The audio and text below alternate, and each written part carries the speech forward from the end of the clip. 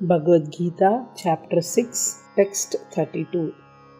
Atmaupamyena, Atmaupamyena,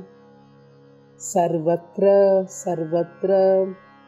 Atmaupamyena, Sarvatra, Atmaupamyena, Sarvatra,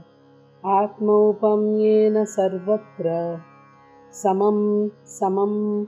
Pashyati, Pashyati, Samam Pashyati, Samam Pashyati, Yorjuna, Yorjuna,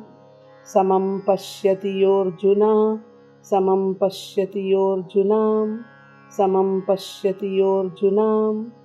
Atmaupamyena Sarvatra, Samam Pashyati Yorjuna, Atmaupamyena Sarvatra, Samam Pashyati Yorjuna, Atmaupamyena Sarvatra, Samam Pashyati Arjuna. Sukham, Sukham, Va, Va, Yadi Va, Yadi Va, Sukham Va, Yadi Va, Sukham Va, Yadi Va, Dukkham, Dukkham, Sukham Va, Yadi Va, Dukkham, Sukham Va, Yadi Va, Dukkham, Sukham Va, Yadi Va, Dukkham, Sa, Sa, Yogi, Yogi, Sa Yogi, Sayogi, Paramo, Paramo, Mataha, Mataha, Paramo Mataha, Paramo Mataha,